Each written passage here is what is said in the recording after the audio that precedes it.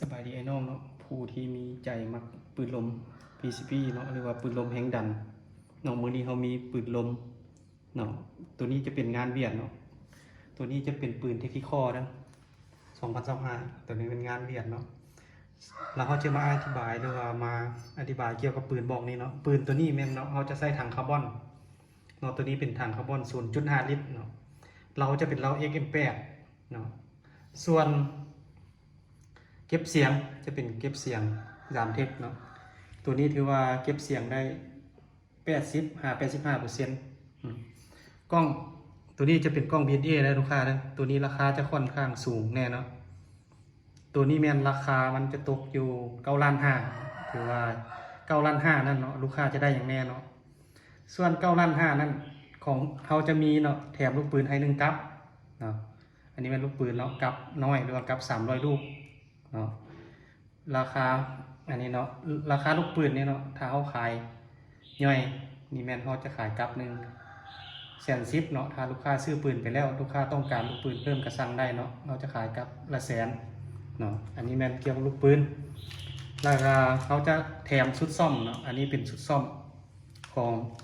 มันเนาะเวลามีปัญหาเนาะแล้วก็จะมีโม่เนาะมีโม่เขาจะแถมโม่ให้อันนึงอันนี้แมนเนาะท่อบังแสงของกล้องเนาะแล้วก็จะมีสูบตัวนี้จะเป็นสู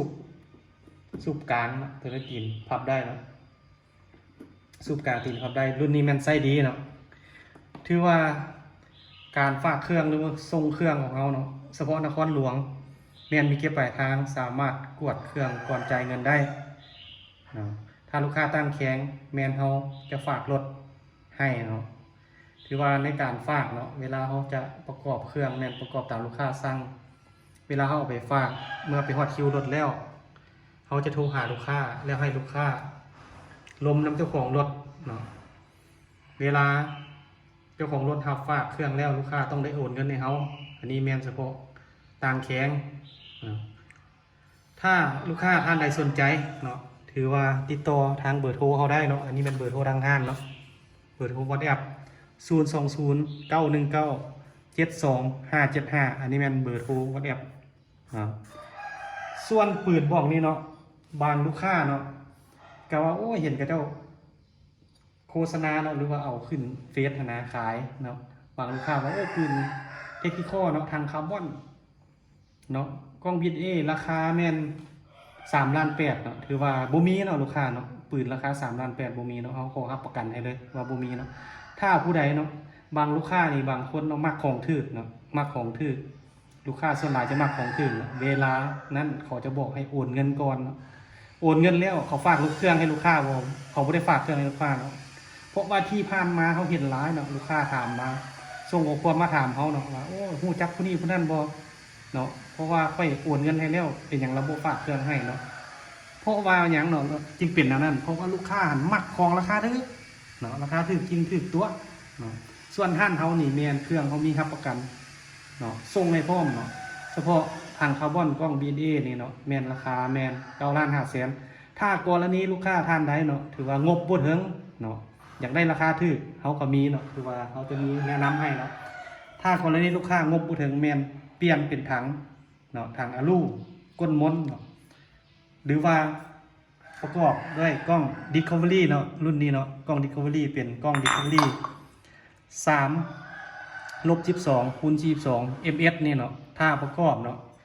ราคาแม่นจะตกอยู่ราคาครบสุดเนาะแม่น7.5 ล้านกีบ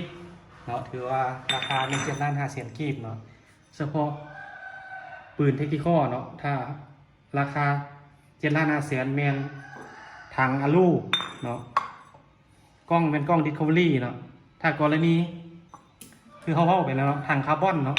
แล้วกล้อง BSA เนาะตัวนี้จะไส้ดีเนาะกล้องตัวนี้เนาะกล้องนี้เป็นกล้องกันสะเทือนเนาะกันราคาครบสุดมีลูกปืนแล้วก็มีสุดซ่อมเนาะแล้วก็มีโม่มีท่อกันแสงมีสูบเนาะเฉพาะราคาถังคาร์บอนกล้อง BSA นี่คือเขานำเสนอไปเนาะถ้าลูกค้างบบ่ถึงเนาะโอ้อยากได้ราคาถูกกว่านี้เขาก็มีให้คือเขาได้นำเสนอไปให้เนาะคือว่าเขาจะเปลี่ยนเป็นถังจะเป็นถังอลูเนาะก้นม้นแต่กล้องส่วนจะเป็นกล้อง Recovery เนาะคือเรานำเสนอแผนราคาเป็น7 ล้าน 5เนาะที่ผ่านมามีลูกค้าหลายคนเนาะที่ว่าโอ้เป็นอย่างเนาะราคาห้านเจ้าแพงเนี่ยบัตรห้านอื่นคือถือลูกค้าไปซื้ออยู่ห้านถือลูกค้าได้บ่เครื่องเนาะเขาก็เห็นหลายคนที่ว่าส่งมาฮู้จักผู้นี้บ่อยู่บ้านนี้บ้านนั่นเขาโอนเงินไปแล้วลูกค้าบ่ฝากเนาะลูกค้าว่าโอนเงินไปแล้วเขาบ่ฝากเครื่องให้นั่นแหละเพราะว่าลูกค้ามักของถือเนาะบนบูมีจะเชื่อหรอกปืนอารมณ์เนาะคือเทคนิคเฉพาะแต่ถังคาร์บอนนี่นะห้านเขายังขายนะล้าน700,000แล้วเนาะล้าน700,000กีบแล้วเฉพาะกล้องนี่เขาก็ขายเนาะเดี๋ยวดูว่าขายย่อยกันยัง2 ล้านแล้วลูกค้าคิดว่ามีว่าราคาปืนเนาะถังคาร์บอนกล้องบิดเอ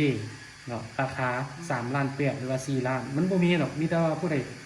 ซื้อกันเขาจะบอกโอนเงินในตัวนะพวกลูกค้านี่จะแม่นถือเขาตัวแล้วเนาะคือห้านเขานี่มีเครื่องรับประกันเลยประกอบตามลูกค้าถ้าลูกค้างบบ่ถึงเนาะอยากได้คือลูกค้าก็ต้องบอกเอานะค่อยงบที่เท่านี้เท่านั้นเด้อ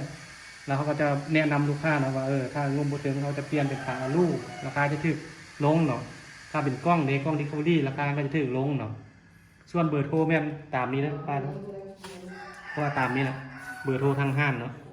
ถ้าลูกค้าท่านใดเนาะสนใจหรือว่าติดต่อมาเบอร์นี้เนาะหรือว่าอีกอย่างนึงเขาฝากให้ลูกค้าติดตามเนาะช่อง YouTube เราเนาะคือว่าให้กดไลค์กดแชร์หรือว่ากดติดตามเพื่อเขาจะอัปเดตคลิปใหม่ๆให้ลูกค้าแล้ววันนำเสนอปืนอารมณ์รุ่นอื่นเนาะให้ลูกค้าเติมอีกเนาะขอบใจ